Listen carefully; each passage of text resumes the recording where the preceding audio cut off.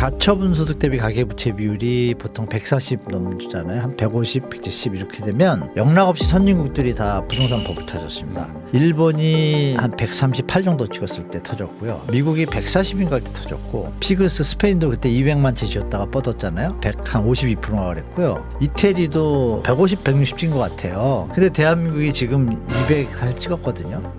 요즘에 그 집값이 뭐 고점 대비 뭐 또 회복했다는 기사들도 있고, 최근에는 또 약간 좀 주춤하다 뭐 이런 얘기들도 막 나오고 있고. 그렇죠. 그래서 지금 뭐 시장이 뭐 어떻게 가고 있는 건지 시청자분들도 좀 혼돈스러울 것 같기도 한데, 교수님은 지금 부동산 시장이 어떻게 가고 있는 걸로 보십니까? 지금 우리 뭐 보통 경제학에서 쓰는 뭐 데드캣 바운스나 더블 딥 이런 거 있지 않습니까?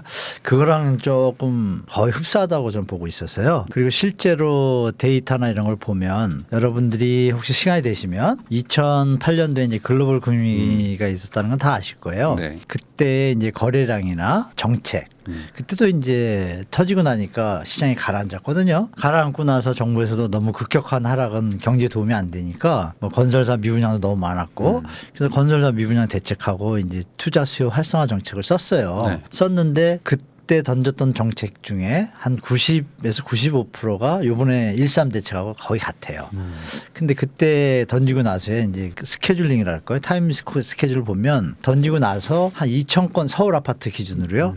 월 아파트 거래량이 서울이 한 6,100 정도가 평균인데 한 1,500, 2,000대로 떨어졌어요. 그때도 글로벌 때. 네. 딱 떨어지고 나서 대책을 쓰고 나니까 바로 한 5,000대로 올라가고 바로 다음 달에 그 다음 달에는 막 6, 7천. 네. 그래가지고 한 4, 5개월 만에 전고점 90% 회복합니다. 네. 지금하고 비슷하죠. 그때 바로 올랐잖아요. 네네. 3, 4개월 만에 그냥 쫙 올라서 그 90% 회복을 하는데 그때 거래량이 중요한데요. 거래량이 한 9,000대까지 올라갑니다. 근데 그때의 서울시의 이제 아파트 숫자가 한 138만 채 정도 돼요. 근데 지금 한 170만 원 정도 되거든요. 그러면 한 15% 20% 늘었잖아요. 그러면 지금도 만약에 그때와 비슷한 환경이나 펀더멘탈이라고 하면 지금도 거래량이 한 그래도 5천, 6천 찍어주고 뭐 7, 8천 가고 네. 원래 물량이 늘었으니까 기준 물량이 170만 원 늘었으니까 그러면 한 12,000까지 가면 그때 시장과 비슷하겠다 생각할 수 있는데 그때 시장보다 힘이 약해요. 펀더멘탈이. 네. 말씀 뭐 우리 시청자분들 다 아시겠지만 1,000대 이하로 작년에 떨어졌잖아요. 급격하게. 네, 네, 네. 떨어지고 나더니 회복한 게 1월, 2월에 2,000대 오고 3월에 3,000대 넘어서고 그다음 또 3,000에서 쭉 가다가 6월, 7월에 3,900 가까이 갔잖아요. 그 4,000 넘고 한 5,000까지 가지면 저는 힘이 연말까지 갈 거라고 생각했고 그때와 데이터를 비교해 보니까 아, 이게 힘이 만약에 5,000이나 4,000을 못 넘으면 바로 꺾이겠구나. 그 원인은 아, 주택 가격이 현재 소득 대비해서 그때보다 부담이 더 되는 수준이다라고 저는 판단을 할 거였는데 실제로 2달 전부터 서울이 좀 힘이 약해지고 전국은 저번 달부터 좀 힘이 약해졌죠. 그래서 지금 연말 시장은 그렇게 갈 것 같아요. 네. 내년 시장은 뭐 신생아론이 있으니까 그거 뭐 좀 이따 또 제 해석을 좀 말씀드리겠지만 그러니까 올해 이 패턴이 이제 더블 딥 데드캣 바운스의 1차인 것 같아요. 2차가 한 번 더 오면 네. 그때부터는 조금 이제 하향으로 몇 년 좀 갈 수 있는 가능성이 되게 높다라고 보고 있습니다.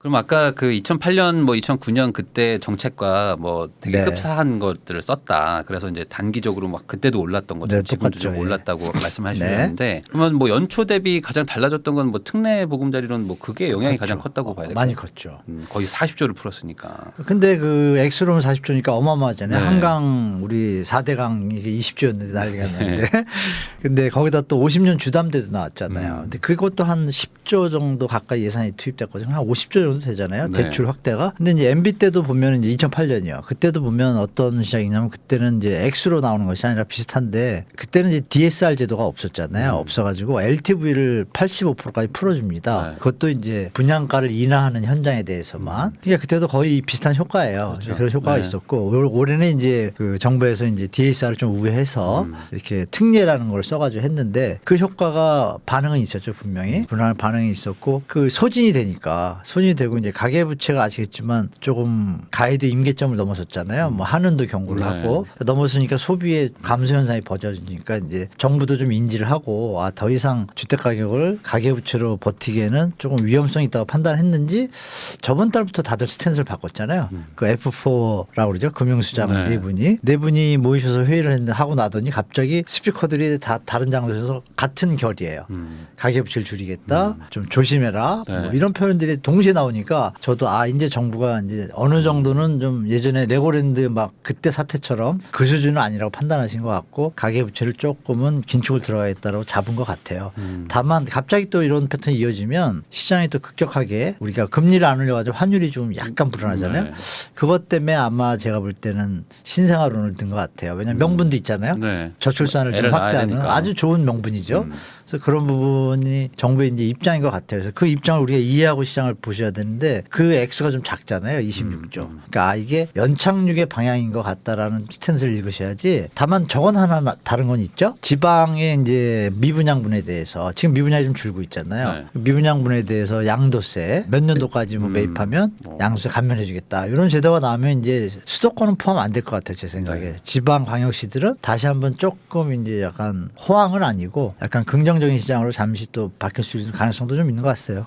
그러면은 그 뭐 예를 들어 옛날 한 몇 년 전만 해도 이제 정부가 막 정책을 내도 막 이게 시장이 막 방향이 막 바뀌지 않고 막 그랬는데 네. 지금은 사실 어찌 보면 정부가 이제 뭐 규제를 풀면 뭐 약간 또 반등하고 지금은 약간 또 대출을 약간 또 규제하는 분위기지 않습니까? 네, 네. 그러면 약간 또 시장이 또 침체되고 이렇게 네. 지금 정부가 약간 시장을 좀 컨트롤하고 있는 상황인 것 같은데 네. 정부의 정책이 좀 어떻다고 보세요? 왜냐면은 어떤 분들은 풀어줬다가 또 오르니까 또 쪼이고 이럴 거면 풀지 말지 왜 그렇게 막 왔다 갔다 하냐 뭐 이런 얘기 하시는 분들도 있어가지고. 그걸 왔다 갔다 한다고 보시면 안 되는 게 긍정적인 면에서 정부를 해석하자라면 네. 시장에 최대한 충격이 없는 선에서 뭐 세수 문제도 있잖아요. 이런 부분까지 다 결합돼가지고 엊그제 뭐 공시가 뭐 이것도 발표했잖아요. 네. 그런 패턴을 보면 안정적인 세수에 기반을 둔 상태에서 주택 가격의 변동성이 어느 수준을 넘어서면 건설사에도 리스크가 전이가 되는가라는 가이드가 있을 거예요. 네. 그 가이드가 낮으면 받쳐주고 높아지면 내려주고 이거를 이제 하는 스탠스를 잡은 것 같아요. 제가 보니까. 왜냐하면 9개월 동안 쭉 받쳐주다가 갑자기 스탠스 확 바꾸니까 투자자나 이런 뭐 긍정적으로 보시는 분들 입장에서는 기분이 나쁘실 거고 또 무주택자분들은 막 올릴 때 기분이 나빴다가 지금 딱 하니까 정부가 정신을 차리는 혼동스럽긴 해요. 네, 네. 그렇지만 여러분이 만약에 정부의 입장이라면 예를 들어서 이런 거죠. 학생이 공부를 하라고 해도 안 하고 그러면 어떻게 다른 방법을 다 쓸 거 아니에요? 근데 오늘 알아서 해요. 그럼 안 할 거 아니에요. 야단을 들치고. 네. 이런 거랑 비슷하죠. 그래서 그거를 뭐 혼동스럽다고 보실 게 아니라 정부가 나름 하고 있다. 다만 그 비중이 어느 쪽에 치우치냐 정도인데 제가 볼 때는 약간 저소득자라든지 전세 대출 사기 이런 걸 한 대책과 유주택자나 투자하시는 분들의 대책을 비중을 따져보면 약간 6대4에서 7대3으로 있는 분들한테 좀 치우친 것 같은 느낌은 받아요. 그래서 이 부분을 조금만 더 좀 균형성 있게 한다라면 제가 볼 땐 좀 참 좋은 정책인데 아직까지 거기까지는 못 간 것 같고 정책의 변화는 총선이라는 변수도 있지 않습니까? 네. 총선 변수 때 아마 제가 다른 데 이렇게 출연해서 말씀드리는데 아마 5월 6월부터 제가 그랬어요. 당분간 집 사지 말고 기다리셨다가 호흡을 길게 가지시고 아마 가을부터 공공분양 입지 좋은데 네. 좋은 분양가로 나올 거다. 그때 노리시라고 그랬거든요. 아니야 다르니까 발표했잖아요. 쭉 발표했는데 입지 다 괜찮아요. 괜찮은데 분양가를 발표를 안 했어요. 고민에 빠진 것 같아요. 분양가를 과감하게 낮추면 네. 이게 총선에 표심이 왔다 갔다 하는 건 분명하거든요. 근데 그 부분에서 문제는 뭐냐면 기존 시장에 하방 압력이 되잖아요. 그렇죠. 그 조절하느라고 고민하시는 것 같아요. 그 와중에 이제 원희룡 장학께서 뭐 국회의원 나가니 많이 이렇게 그쪽에 또 신경 쓰다 보니까 지금 또 후임자 얘기 막 나오고 하니까. 그러니까 이제 그러니까 뭐 맹용 뭐라고요? 명용대죠. 뭐 이런 얘기 나오고 그러니까 네. 이제 이 이 부동산에 대해서 약간 멀어지니까 이제 중심이 흐트러진 것 같아서 좀 아쉽긴 해요. 좀 마무리했으면 너무 좋은데 네. 공공 분양 많이 나올 것 같아서 제가 볼 때 그런 부분들이 다 복합적인 것 같아요. 그래서 정부의 정책을 최선을 다해서 제가 볼 때는 방향은 정해진 것 같아요. 아, 연착륙으로 가고 있구나. 전고점을 넘길 수는 없는 건 정해진 것 같아요. 그래서 그걸 보시고 자산 관리하시는 게 좋을 것 같아요. 제가 볼 때. 상승을 또 그걸 좀 용인하진 않겠다. 약간 이런 맞습니다. 의지가 좀 보이긴 하더라고요, 확실히. 그렇죠. 네, 네. 지금보다는 어쨌든 대출을 조금 더 줄이는 쪽으로. 그렇죠. 차라리 그게 편하죠. 정부 입장에서 일할 때 DSR 적용할 때 주택 가격에 대한 어떤 가치도 따져야 되고 네. 그렇지 않습니까? 10억짜리 때 들어온 사람이 소득이 아예 없다면 당연히 안 되지만 계산 방식에서 약간 오류가 날 가능성이 있는 부분이 존재해요. 전세 대출에 대한 DSR은. 네. 그러니까 그건 채권이잖아요. 물건도 아니고. 그러니까 그런 부분을 따져보면 지금 말씀 주신 그게 맞는 것 같아요. 그냥 한도를 적정선에서 부담되지 않는 선 그 정도로 해줘서 좀 장기전으로 약간 한도를 줄여나가고 경제 순환에는 무리가 가지 않는 선에서 그러면 제가 볼 땐 제일 좋은 효과가 나오지 않을까. 주택시장도 균형 가격에 수렴하는 기간 텀을 주고 충격도 없고 뭐 그렇게 가야지 갑자기 하면 이건 그것도 문제입니다. 네. 근데 아까 말씀해 주신 것처럼 이제 금융 수장들 뭐 회의하고 나서 이제 약간 예. 기조가 좀 바뀌는 것처럼 결국에 지금 뭐 규제 어떤 대출 규제 이런 것들은 지금 가계 부채가 좀 심각하다는 어떤 그런 정부의 공감대에서 좀 일어나는 것 같은데 네, 맞아요. 실제로 지금 가계 부채가 뭐 높긴 하지 않습니까? 그럼 이게 지금 얼마나 심각한 건지 그리고 뭐 어떤 상황인 건지 설명 좀 해주시면 좋을 것 같습니다. 가처분 소득 대비 가계부채 비율이 보통 140 넘잖아요. 한 150, 160, 170 이렇게 되면 영락 없이 선진국들이 다 부동산 버블 터졌습니다. 일본이 한 138 정도 찍었을 때 터졌고요. 네. 기준 수치로 과거형이지만 미국이 140인가 할 때 터졌고 피그스 스페인도 그때 200만 채 지었다가 뻗었잖아요. 그때 걔들도 한 52%가 그랬고요. 이태리도 그 피그스 사태 때 150, 160 찍은 것 같아요. 근데 대한민국이 지금 200 사실 찍었거든요. 그러니까 저는 이제 이거 부담되는 임계점을 넘었다. 네. 그거를 이제 한국은행이 애들러서 돌려 표현한 게 있잖아요. 다른 보고서 나왔잖아요. 뭐냐면 GDP 대비로 얘기를 했지만 비슷한 네. 맥락이죠. 그렇죠. 그거 대비해서 뭐 100%가 넘으면 주택 가격에 하방 압력이 오고 조정될 가능성이 높아진다. 80% 정도 수준이 안정적이다라고 한 게 한두 분이 쓴 게 아니라 뭐 박사들 몇십 명이 모여가지고 그걸 보고서를 만들었더라고요. 근데 그게 이제 지금 말씀 주신 가처분 소득 대비 가계부채 비율이 많다는 것은 그만큼 가용할 자금이 없다는 거잖아요. 그 얘기는 거꾸로 말하면 집을 살 능력이 감소하잖아요. 네. 근데 그게 이제 주택 시장의 하향 요인이 되니까 그러면 정상적인 흐름에서 뭔가 틀이 깨지는 게 나오니까 그게 이제 경제에 영향을 준다고 판단하는 거죠. 그래서 자꾸 IMF나 OECD도 경고를 자꾸 하는 거고 그거를 쉽게 지나갈 상황은 아닌 것 같고요. 제가 봐도 다른 나라들 보면 다 긴축했거든요. 그래서 많이 줄여놨어요. 근데 대한민국은 아시는 바와 같이 우리가 부동산 PF나 여러 가지 문제들로 인해서 과다 슈팅이 되다 보니까 정부에서 조절하는데 좀 애로사항이 있고 좀 시간이 걸리고 있죠. 그런 부분이 제가 볼 때는 수준을 일단 넘어섰어요. 넘어섰기 때문에 그 연체율 그게 이제 근데 미국 금리까지 또 겹쳤잖아요. 그 와중에. 네. 근데 미국이 금리 인하를 하는데 제가 보니까 역사를 보면은 암만 빨라도 딱 계산해 보면 내년 하반기 돼야 조금 한 최대 1%? 네. 0.5% 다운할까. 그 정도까지 미리 예상을 하시고 시장에 대처하시는 게 조금 마음이 편하실 겁니다. 뭐 내년 벌써 얘기 나오잖아요. 뭐 연말에 내년 초 그건 너무 좀 빠른 것 같아요. 그러시다가 만약에 너무 무리해서 버티시면 또 자산 관리 또 힘드시니까 좀 롱텀으로 보시는 게 좋을 것 같아요. 그러면 교수님 이제 조금 전에 말씀하셨던 그 PF 요것도 네, 이제 되게 좀 심각하다고 언론에서도 많이 나왔는데 요즘엔 또 약간 심각해요. 조금 이제 이슈에서 약간 좀 벗어난 좀 느낌이 벗어났죠. 드는데 이 PF는 지금 어떤 상황인 건지 또 약간 수면 아래에 있는 상태죠. 네. 그건 뭐 현장 보면 아시면 뭐 되죠. 정책이 왜냐면 조금 나오긴 했는데 뭐 정책은 많이 나왔죠. 나왔는데 전체가 150조인데 뭐 몇십 조 갖고 커버가 안 되잖아요. 일단 볼륨에서 그죠.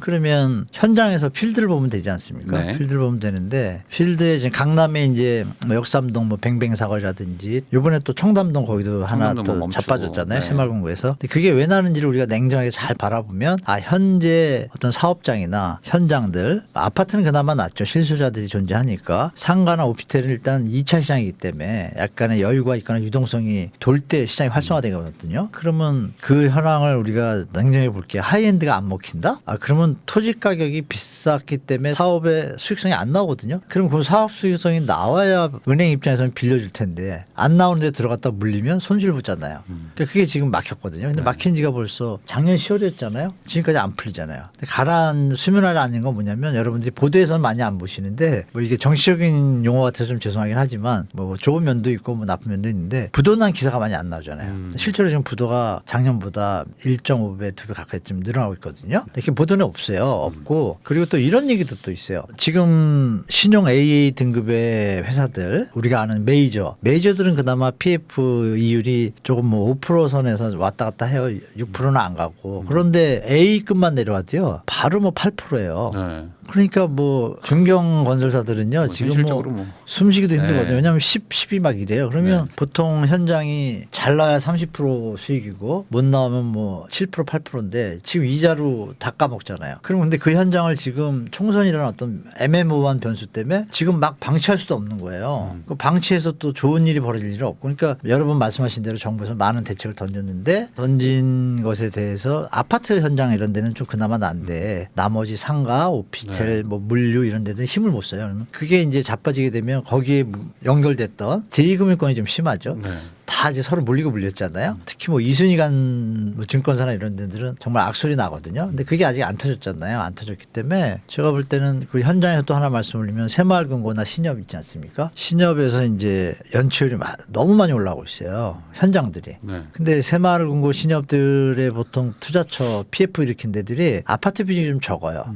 그 와중에 또 수도권이 적어요. 그러니까 그쪽에서 터질 가능성이 많아요. 네. 그러니까 메이저보다는 준 메이저, 약간 제2금융기관 그룹에서 네. 터질 가능성이 많은데 그런 부분은 이제 감사해서 심리적으로 영향을 주잖아요. 그래서 그게 이제 지금은 잘 가고 버티고 있다고 저는 보고 있고 그래서 시장이 쉽게 안 살아난다는 전제하면 연말에서 내년 사이에 잘 버틴다 해도 후년 보면은 결국은 정리가 돼야 되는 타임이 온다. 그전에도 그랬잖아요. 2008년도에도 똑같아요. 2009년도에 말씀드린 미분양 대책을 던졌잖아요. 던지고 여러 가지 지원금 주고 분양가 인하하면 더 지원해주고 이랬단 네. 말이에요. 그런데 투명했죠. 그리고 가이드라인이 투명했어요. 그래서 만약에 분양을 할 때 현재 분양가에서 80% 수준 해라. 그러면 우리가 돈을 지원해준다. 이런 가이드가 있었는데 이번엔 그게 없잖아요. 네. 그러니까 거기서 이제 시간이 좀 더 가죠. 근데 그렇게 했음에도 불구하고 살은 현장이 60, 70%였다면 30, 40%는 죽었거든요. 그 와중에 저축은행들이 그 있던 현장들은 그 사업성을 못 맞춰가지고 네.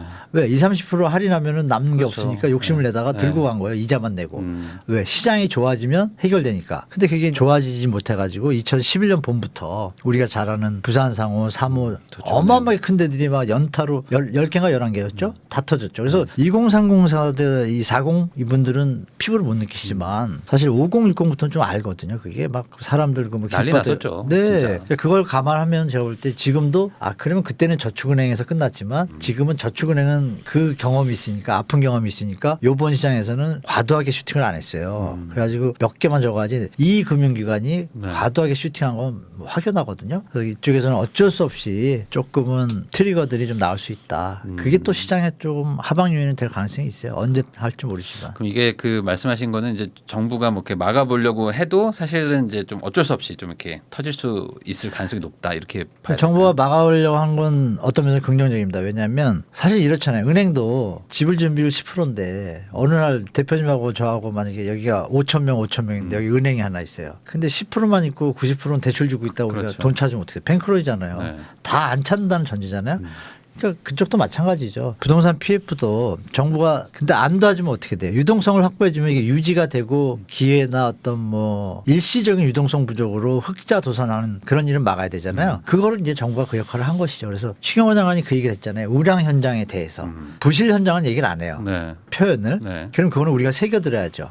부실 현장은 네. 정리가 될 겁니다. 이런 얘기를 할 수는 없잖아요. 아빠가 그 얘기를 할 수는 없잖아요. 뭐 그렇게 이해해 주셔야지 부동산 PF가 정부가 다 해서 다 막을 거예요. 그거는 좀 과도한 해석이고 제가 볼 때는 터질 거는 어쩔 수 없지만 최대한 줄여야 경제 충격도 안 가지 않습니까? 그러니까 연착륙되는 쪽으로 또 가는 거라고 보시는 게 좋을 것 같습니다. 예. 그러면 그렇게 되면은 이제 예전에 뭐 어떤 저축은행 사태처럼 또 이제 금융권에서 좀 어쨌든 뭐 타격을 많이 받게 될 텐데. 근데 타격을 받아도 학습 능력이 이제 우리가 툴이 많아졌잖아요. 뭐 IMF 때만 해도 물건값도 계산할 줄 몰랐잖아요. 건물값도 대한민국이 그 수준이었거든요. 네. 정말 쑥스러운 얘기지만 건물값을 계산하는 사람이 대한민국에 없었다는 거예요. 글쎄. 때 얼마나 우리가 부동산이 그냥 개발도상국에서 막 올 때니까 88 올림픽 마치고 죠. 근데 지금 아니잖아요. 네. 대한민국 국민이 얼마나 또 뛰어나요. 민족성이나 또 우수하잖아요. 그러니까 뭐 짧은 시간에 그냥 바로 한강의 기적 다음에 부동산 디벨로퍼의 기적을 만든 게 또 한국 사람들이라고 봐요. 저는 사실 지금 미국에요. 그 커다란 그룹 회장님이 한국 분인데요. 미국의 그 부호들만 거래하는 분이 있어요. 한국 분이에요.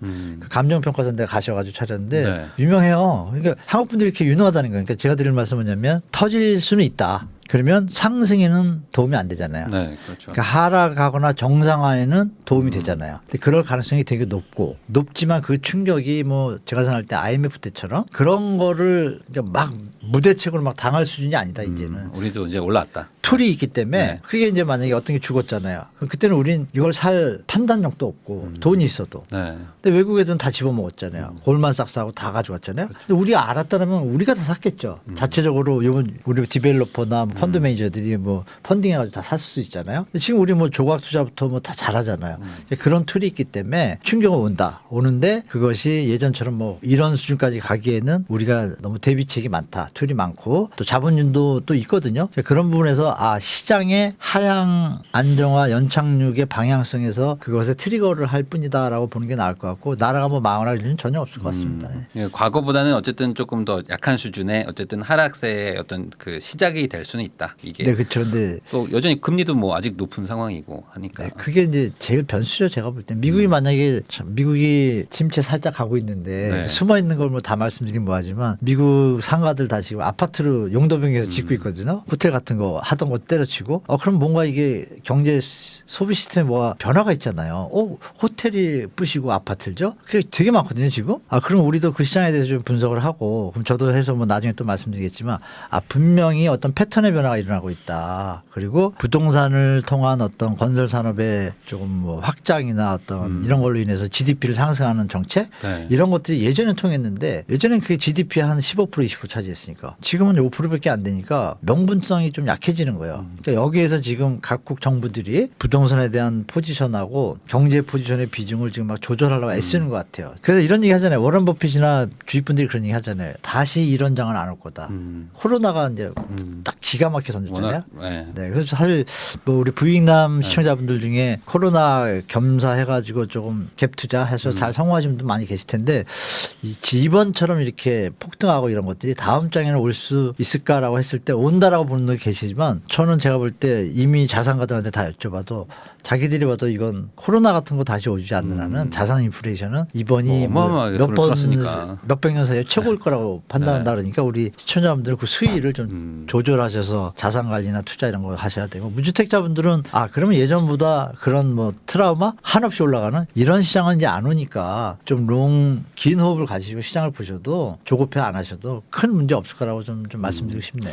그러면은 앞으로 이제 좀 이제 부동산 시장이 좀 약간 과거에 너무 이제 급등했던 것들이 좀 정상화가 되는 과정으로 좀 간다 그러면 그렇죠. 뭐 이제 가장 궁금해하시는 분들은 이제 그러면 뭐 예를 들어 최근에 뭐 상승한 부분은 좀 반납이 되는 건지 뭐 아니면 지난 저점보다 뭐 한 번 더 내려가는 건지 어느 정도의 어떤 그 저 이번에 하락세가 저점이요? 있을까? 네. 근데 저번에 저점이 수도권까지 먹혀 서울은 이제 저번에 저점이 좀 약했잖아요. 일부 구역만 빼고 송파하고 광동이 제가 알기로는 한 35%까지 다운됐던 걸로 아는데 지금 90% 이상 회복했잖아요. 근데 이제 강북구라든지 수도권은 사실 반토막 났는데도 순간적으로 많았거든요. 그러니까 송도 같은 경우에 지금 한 75% 85% 사이 회복했어요. 네. 했는데 계산을 해보면 그러니까 좀 많이 떨어졌다가 덜 올라간 데 있잖아요. 그러면 서울의 강남은 강남 4구가 아니라 송파 강동은 많이 떨어졌다가 많이 올라갔고 네. 서초 강남은 덜 떨어졌는데 덜 올라갔어요. 딱 네, 보니까 네. 딱 그거거든요. 그렇죠. 그러면 이제 대충 계산을 해보니까 결정탄 게 이제 입주 물량이 좀 있어요. 그거를 대비를 안 하고 보면은 말씀 주신 대로 전 저점이 바닥이라고 볼 수 있는 시각도 있지만 입주 물량과 앞으로 추세를 계산해 보니까 이거는 다시 한번 2차 저점을 갈 수 있겠다라는 생각이 전 지배적입니다. 근데 그건 이제 심리의 문제인데요. 네. 물량이 좀 꽤 많잖아요. 지금 서울 매물 물량도 뭐 최대잖아요. 네. 제가 봐도 너무 많아요. 너무 많은데 이게 줄 기미가 없어요. 내년 상반기까지. 그건 뭐냐면 여러분들 아시지만 21년 이후에 그 입주권 분양권에 대해서 뭐 세제도 그렇고 이번 정부 들어와서 또 양도세 비과세 있지 않습니까? 이 부분이 묘하게 겹치는 때가 올해 말부터 내년 후년 초까지인 거예요. 그 물량들이 소화가 돼야 되거든요. 근데 그 물량이 대충 추산하면 제가 볼 때 꽤 돼요. 우리 해당되는 분들은 제가 말씀 안 드려도 잘 아실 거예요. 그리고 단기임대 사업자분들 물량도 꽤 되거든요. 그러니까 이게 안 주는 거에 대해서 이상하실 거예요. 왜? 거래량이 작년보다 늘었는데 매물량이 도리어 는다? 왜 늘까? 단순하죠. 팔려는 사람이 많던데 왜 많은지를 사람들이 뭐라 그러냐면 저는 이렇게도 해석했죠. 아, 미래에 올라갈 가능성이 없다고 하니까 판다라는 것도 1번이고 두 번째가 이제 지금 드린 말씀이에요. 본의 아니게 단기임대 사업자 끝나신 분들은 1년 안에 매도를 해야 중과를 안 맞잖아요. 물론 지금 양도세 중과 한시적 배제를 해요. 내년 5월이잖아요. 물론 내년 6월부터 또 한 번 1년 연장할 수도 있지만 안 할 수도 있잖아요. 그러니까 겁나신 분들은 빨리 털려고 지금 막 내놓으시는 거예요. 그게 지금 이렇게 올린 거고 네. 중요한 건 그 다음이죠. 2021년부터 적용했으니까 21년, 22년, 23년 끝나가잖아요. 그러면 22년 상반기나 21년 말에 사신 분들은 내년이거든요. 그러니까 내년 안에 안 팔면 네. 양도세 중과예요. 근데 그 물량들이 내년에 쫙 모일 것 같은데 또 입주 물량이 많잖아요. 이게 이제 겹치면서 그거를 이제 정부가 잘 하면 잘 조절하고 어떤 뭐 팁들을 잘 던져주면 부드럽게 연착륙이겠지만 거기서 약간 삐끗하면 작년에 겪었던 그거에 한 50% 수준의 어떤 그런 분위기를 한번 올 수도 있다고 봐요. 물론 이제 뭐 정책이나 아니면 뭐 대외 변수 같은 것들이 막 바뀌면은 또 이게 뭐 얘기가 그렇죠. 달라지겠지만 변동성이 어쨌든 있죠. 지금의 분위기는 이런 상황이라는 거는 또 시청자분들이 어느 정도 인식은 하고 네. 뭔가 판단을 할 필요가 네, 있겠네요. 이 얘기도 드릴게요. 무주택자분들이나 임차 입장에서 2017년, 15년 이쪽 주택 가격을 가끔 물어보시는 분 계세요. 네. 계산을 해보면 300% 올랐다가 이 가격에서 50%면은 150%가 되잖아요. 네. 100인 게 300% 두세 배 올랐는데 이게 50%가 되면은 150이라는 숫자가 나오잖아요. 네네. 그러면 50% 올랐잖아요. 네. 그거에 대해서 기준을 기대효과랑 해보면은 보통 그게 이제 업이 돼가지고 한 160, 170 끊겨요. 제가 보니까. 그러면은 그 가격에 대해서 인정을 해야 되는데 이 또 무주택자 분들이나 가지고 계시다 파신 분들 입장에서는 또 옛날에 자기가 사시던 가이드가 있거든요. 네네네.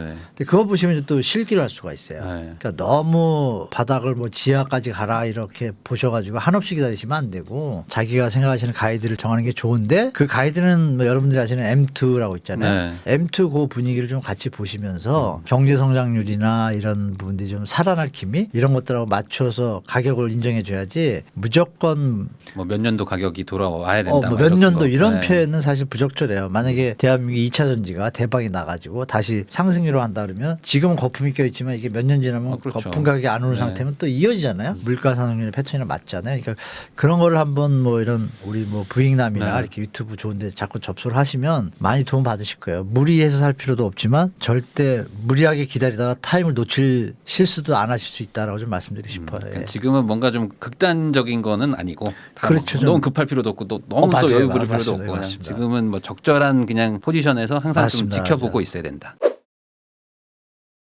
전세 시장이 또 뭐 다시 뭐 역전세도 있지만 또 새로 계약하는 데들은 뭐 조금씩만 올라가고 있다. 뭐 이런 얘기들도 있어가지고 네. 시장에 이제 내가 지금 전세를 얻어야 되는 분들은 나 어떻게 해야 되지? 막 이런 거 고민하시는 분들도 있는 것 같은데 지금 전세 시장은 좀 어떻게 움직이고 있다고 좀 봐야 될까요? 전세 시장이 지역적으로 차이가 많은데요. 전체로 보면 안 되고요. 한마디로 말씀드려서 입주 물량이 많은데 이런 데들은 고전하고 있습니다. 네. 뭐 임차권 등기라고 있잖아요. 네. 이게 만약 전세 가격이 가서 오른다고 가정하면 상식적으로 이제 말씀드릴게요. 전세 가격이 오르는데 전세 보증금을 못 돌려줄 일이 있을까요? 그렇죠. 없죠. 없죠, 네, 상식적으로. 올려받아서 주면 네, 되니까. 그러면 임차권 등기라는 게 이제 주인이 돈을 못 돌려주니까 임차인이 법원에 신청을 해서 경매를 하는 과정이잖아요. 네. 근데 그 제도가 올 7월 19일부터 바뀐 게 하나 있어요. 근데 먼저 말씀드리면 예전에는 임차권 등기를 하고 이런 게 불편했어요. 적응도 안 되고 오래되지 않아서. 근데 이제 역전세나 이런 분위기가 오니까 이제 이게 스터디하고 이렇게 하면서 네. 정보가 많이 되는 와중에 정부에서 그나마 이 임차권 등기 전세 보증금 못 받는 거, 역으로 전세 사기꾼들이 좀 있었잖아요. 이런 것들과 어떤 사회적 논란이 있다 보니까 3월 달에 입법한 게 개정안이 시행이 돼 버렸어요. 그게 7월 19일부터 뭐냐면 예전에는 임차인이 경매 등기를 법원에 신청을 하면 법원에서 등기 송달을 보냅니다. 주인한테 임차인 이렇게 하니까 네. 아세요? 그러면 알았어요 하고 이렇게 받아야 이게 진행이 되는 거예요. 그러다 보니까 어떤 일이 벌어졌냐면 예전에 뭐 헬리오 슈트도 막 이랬고 주인이 안 받으면 이게 진행이 안 돼요. 네. 뭐 그런 일이 좀 있었습니다. 그래서 주인분들이 막 우체국 아저씨 오면 불 끄고 살아없는 척하고 막 이런 우스꽝스러운 일이 좀 벌어졌는데 그게 이제 문제가 되다가 보니까 이제 바뀐 게 그거예요. 거예요. 이제는 무조건 임차인이 만기가 됐는데 주인이 뭐 나 배째라 이런 식으로 나오면 막 얘기할 것도 없이 그냥 내면 바로 진행해요. 바로 해준다. 6개월 뒤에 경매예요. 네. 그러니까 판이 바뀌었잖아요. 그럼에도 불구하고 그걸 예상을 해서 정부에서 전세 반환 보증 대출을 동시에 넣은 거예요. 제가 네. 볼 때. 처음에는 저도 전세 반환 보증 대출을 상당히 비판했는데 비판 수위를 줄이게 된 이유가 아 그렇구나. 이 임차권 등기가 이렇게 공격적으로 가면 더 극한 상황이 올 수도 있구나. 네. 분쟁이 더 심해지고 네. 그럼 전세 반환 보증 대출로 능력이 있는 임대인이 그건 좋은 팁이라고 생각했어요. 툴을. 그럼에도 불구하고 2022년 1월 달에 서울에 그 임차권 등기 숫자가 한 200개, 300개였습니다. 그러다 이제 가을 넘어오면서 한 5, 600, 7, 800개 늘어요. 그러더니 갑자기 연말 되면서 1,500 넘어가더니 아마 그 기하급수로 는 거예요. 그래가지고 저번 7월 달, 6월 달에 2,000개를 찍습니다. 네. 그러면은 2, 300개에서 2,000개면 10배 는 거예요. 1년 반 만에. 네. 근데 이제 전세 반환 보증 대출이 7월에 해가지고 8월부터 적용이 되니까 8월부터 꺾여요. 9월 이렇게 10월까지 꺾였는데 그 숫자가 1,500이에요. 그러면 그래도 4, 5배잖아요. 그렇죠. 그러면 아까 말씀드린 대로 이게 없어야 되잖아요. 전세 가격이 올랐다라면. 전세 가격이 오른 적은 딱 이겁니다. 최근 뭐 안만 늦어도 한 6, 7년 전, 7, 8년 전에 입주해서 신축에 해당되는 신축 요즘 트렌드에 맞는 단지 있잖아요. 대단지고 신혼부부들이 커뮤니티가 잘 돼서 선호하는 단지들은 다 찾잖아요. 사람들이. 네. 그러니까 거기 전세는 전세 대출은 또 신혼부부 또 이율도 작아요. 수요가 많잖아요. 그러니까 거기는 당연히 압박 상승이 있어요. 상승 압박이 있는데 그 외에는 어때요? 신혼부부가 오래된 동네 그것보다는 덜 갈 거 아니에요. 그러니까 오래된 동네들은 손님이 줄은 거예요. 왜? 여러분 아시는 바치 결혼 그 숫자들이 줄고 네. 있잖아요. 이런 영향들이 종합하니까 저쪽은 떨어지고 있고 이 제가 말씀드린 선호하는 지역은 올라가고 있는 거예요. 그런데 이제 여러분들이 아시는 보도에서는 올라가는 것만 내고 있고 한국 부동산원에서는 이 기준 자체가 500세대, 1000세대 기준으로 표본을 갖고 하니까 표본에 약간 오류가 네. 있어요. 그러니까 전세가 오른 것 같은데 이제 실제 우스꽝스러운 사례를 말씀드릴게요. 강남 사고 중에 최근 얘기인데 전세 가격이 오른데 돈을 돌려줄 돈이 없어요. 근데 경매 가면 난리가 나잖아요. 그렇죠. 그러니까 우리 대한민국 사람 아까 머리 좋다 그랬잖아요. 그랬더니 이게 뭐 나중에 이제 좀 무슨 일이 좀 뉴스가 나올 것 같은데 어느 제보자가 이제 제보했는데 무슨 땡땡땡 TV에 제보했는데 저도 그걸 봤는데 이런 기발한 기법이 이제 나온 게 뭐냐면 제가 이제 8억에 살아요. 전세. 근데 시세가 6억 5천이 된 거예요. 6억 5천이 됐는데 주인이 돈이 없어. 아무 답이 없어요. 뭐 대책이 없어. 전세 반환 보증 대상도 아니에요. 그러면 경매잖아요. 못 돌려주니까. 네. 근데 거기서 기가 막히게 주인이 제안한 팁이 뭐냐. 당신이 대출을 받으세요. 더 8억에 맞춰가지고 대출을 받으라 이거예요. 네. 맞춰서. 그 왜 그러니까 그러면 1억 5천을 대출을 받으면 그 1억 5천을 돈을 드릴게. 그러면 내가 전세값 낮춰진 거만 받았잖아요. 받으면 뭐야? 내가 대출 받았는데 네. 당신도 이자를 내가 내드리리다 이렇게 된 거예요. 이자를 내주니 그럼 나중에 원금 내가 갚아야 되는데 그것도 내가 갚아드리다 다 공중해가지고 서류 다 쓰고. 네. 그러니까 이제 1억 5천 돌려받잖아요. 세입자 입장에서. 돌려받고 이자도 내준대요. 일단 한시는 놓잖아요. 네. 그런데 뭔가 이상해. 그죠? 뭐 썼어요. 서로 계약서를. 만약에 요새 금리가 뭐 4%면 전세가 4% 주겠다. 근데 6% 되면 어떡하죠?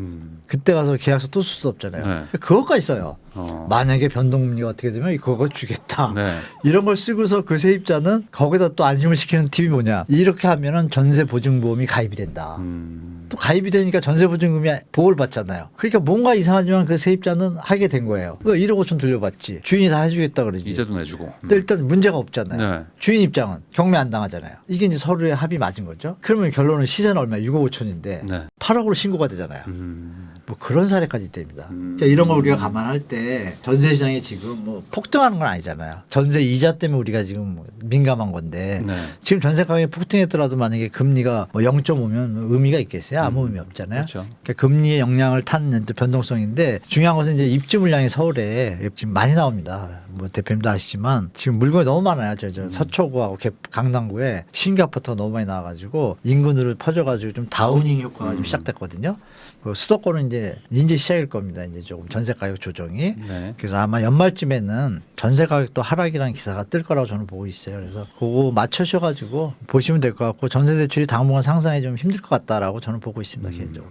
그러면 이제 저희 영상 보시는 분들 중에 이제 네. 댓글로 이제 네. 결국에 이 모든 일들은 그 전세가 한번 막 급등하고 또 막 다시 막 내려가고 막 이런 것들 때문에 시장이 막 혼란되는데 그 영향이 전세 대출 아니냐 결국에 전세 대출 네, 네. 때문에 이게 전세가 좀 과열되기도 하고 막 이렇게 확 줄어들기도 하는 거 아니냐. 전세 대출이 문제다 뭐 이런 얘기 하시는 분들도 많은데 교수님 교수님은 어떻게 보세요? 전세 대출이라는 저는 거. 문제의 수준이 아니라 저는 사실 뭐 다른 데도 말씀드렸지만 전세 대출은 젊은이들의 꿈을 뺏어가는 천일의 칠면조 같은 암덩어리라고까지 표현하면서 심하면 제가 물론 투자하시는 분 입장에서는 저도 한때는 전세 대출 내버리지에 좋은 면을 뭐 젊을 땐 얘기를 했지만 지금은 그게 이제 도가 지나쳐서 도리어 젊은이뿐이 아니라 주택 가격에 좀 버블에다가 고평가에다가 또 경제 시스템까지 좀 문제가 되는 게 되니까 제가 이건 좀 도가 지나쳐서 판단하는 것인데 그게 여야 할 것 없습니다. 똑같이 둘 다. 둘 다 뭐 전 정부도 그렇고 이번 정부도 그렇고 전세 대출에 손을 놓고 있어요.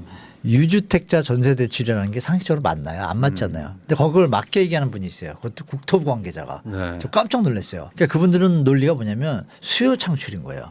수요 창출이 돼야 건설회사가 돌고 뭐 이런 개념으로 가니까 네. 그 논리는 맞아요. 그러나 국가 경제적인 측면에서 보면 그 논리만 맞는 거지. 이쪽은 문제가 생기고 있잖아요. 그러면 균형을 맞춰야 되잖아요. 그러니까 전세 대출이 어느 적정선에서 주택 가격이 나중에라도 매입할 수 있는 가이드선에서 전세 대출이 되면 정말 좋은 건데 그게 지금 오버슈팅 났다고 봐요. 저는. 예를 들면 5억 지금 무신용 대출이잖아요. 묻지도 따지도 사실 않고. 그렇죠. 뭐. 네. 5억은 그냥 빌려주는. 네. 정부가 또 보증을 쓰잖아요. 여기서 아이러니한 게 뭐냐면 저라고 가정할게요. 제가 세금을 내요. 네. 그래서 정부가 저리로 전세 대출해주면 좋아요. 근데 약간 변동금리가 섞여 있네. 금리 오르니까 막 매기잖아요. 네.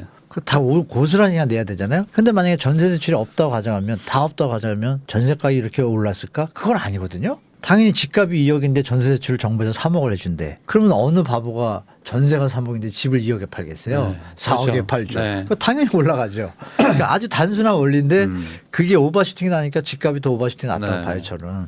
그러니까 거기서 이제 전세 사기 피해자가 나오는 문제도 또 생기잖아요. 네. 그러면 전세 사기가 문제가 있다는 건 나왔어요. 어떤 문제냐. 정부가 과도하게 보증을 서주고 대출 이자에 대해서는 또 은행에서 문제가 생기면 정부에서 돈을 내주는데 그 돈도 제가 낸 세금이네요? 화가 나잖아요. 네. 가만히 보니까 내가 낸 세금으로 날 전세 대출해주고 은행을 도와주고 나쁘게 얘기하면 갭투기 좋게 얘기하면 갭투자분들의 일부 안 좋은 분들 그분들을 막 투자 욕구를 불태워가지고 계속 올라가는 형태를 만드니까 일종의 피라미드 폰지 형태 주택시장이 돼버렸잖아요. 네. 그러니까 그런 부분에서 그러면 이건 과도하다. 그러면 극단적인 선택한 전세 그 친구들을 예를 들어보면 이거죠. 그 빌라촌이잖아요. 그냥 빈 땅에다 그냥 새 거 짓고 공단 있고 이제 직장이 있으니까 이거 1억짜리인데 집 짓고 건축비 계산이니까 뭐 하면 1억 한 2천이면 되겠다는데 이걸 2억을 해요. 근데 돈이 없잖아요. 근데 이걸 주택담보대출을 안 해주는데 전세대출을 해주는 거예요. 그렇죠. 그거 일단 써야 되죠. 네. 그러면 전세 수출을 다 해줬으니까 집값은 당연히 3억이 되잖아요. 그럼 내가 1년 일해서 1억이면 살 수 있는 집을 3억 주고 사게 되는 일이 벌어지잖아요. 10년을 일해야 되잖아요. 그러니까 잠시 전세 대출 이자의 맛을 보지만 그 독인 거죠. 어떻게 보면. 그런 면에서 보면 전세 대출은 어느 적정선에서 예를 들면 뭐 젊은이들이 직장을 얻었어요. 목돈이 없으면 월세 비용이 크잖아요. 그럼 정부가 사다리 주출도 개념에서 보증금이 시세가 1억이면 보증금 한 3천 월세 조금은 내 네. 부담 이렇게 하면은 상생이잖아요. 네. 안정적이고. 근데 그게 이제 오버슈팅이다 보니까 이자도 갑자기 이런 일이 벌어지고 사기꾼이 등장을 하고 그러니까 사회 문제가 되니까 그러면 그 원인은 정부가 너무 대출을 많이 해준 거구나. 전세 대출을. 여기가 답이 나왔잖아요. 네. 덜 해주면 이렇게 맞는 것 같아요. 중장기적으로 볼 때. 네. 언젠가 터지잖아요. 그런 걸 볼 때 저는 전세 대출 폐지 운동을 하면 어떤 문제가 있냐 근데 그 대신에 문제인 건 알아요. 그러면 당장 돈이 없는데 어떻게 살아? 그리고 네. 살고 있던 분은 어떻게 해요? 그죠? 네. 말은 저한테 그럴 거예요. 당신 말은 맞는데 지금 나는 돈이 없어 전세 어떡하라고 이렇게 되죠. 전세금 돌려받아야 되고. 그래서 이제 제가 대안을 드리면 지금 현재 전세 대출 쓰시는 분들은 6년간 유예예요. 그동안 돈을 좀 버실 수가 6년 있잖아요. 정도. 네. 네. 6년 정도면 새로 진입하는 전세 대출 과도하게 네. 이런 분들이 없다 보면 약간의 시장의 안정성이 좀 첨예되잖아요. 그러면 이분이 6년 동안 돈을 벌고 나올 때쯤이면 시장이 그나마 저는 안정될 거라고 봐요. 그래서 제 그냥 내피셜인데 네. 생각만 있다라면 여러 가지 대안이 있을 수 있다고 저는 보기 때문에 전세 대출은 폐지까지는 아니고 개혁 운동이 100% 필요하다고 봐요. 그러면 어떤 시장이 되냐면은 자기가 전세를 놨어요. 갭 투자를 할 때도 10개를 했는데 맨날 전세 가격 내려야 되나 올라야 되나 계산할 필요가 없잖아요. 민감하게. 네. 병 생겨요, 진짜. 지금처럼 이런 때는 여러 개 좀 레버리지 정례 레버리지 효과를 생각하시는 분들은 이게 미스가 났잖아요. 네. 얼마나 괴롭겠어요. 근데 만약에 제가 말씀드린 대로 가이드가 있으면 이게 펌핑이 막 오버슈팅 나거나 이런 일은 없잖아요. 그러면 거기에 맞춰서 우리가 정상적인 부동산 투자에서 정상 레버리지를 활용한 정상 내재 가치를 해서 미래를 보는 이런 수준의 분들이 투자를 하는 건 맞잖아요. 그런 시장으로 가야 이게 건전해지고 시장이 계속 다 같이 좋아지는 부동산 시장이 되거든요. 그래서 저는 이제 그쪽으로 갔으면 좋겠다. 이렇게 말씀드렸습니다. 그러면 이제 그게 사실 아까 독이라고 말씀하신 게 네. 독이라는 게 무조건 나쁘긴 나쁘지 하지만 않죠. 근데 또 반대로 생각하면은 또 네. 쓰는 분들 입장에서는 네. 당장은 독이라기보다는 우선은 나한테는 월세 대비 막 이득이라는 게 있다. 그러니까 이렇게 생각하시면 되겠죠. 우리 뭐죠? 피부 같은 거 이렇게 살 이렇게 하는 게 약간 독소잖아요. 네. 근데 조금 쓰니까 좋은 쪽으로 쓰이잖아요.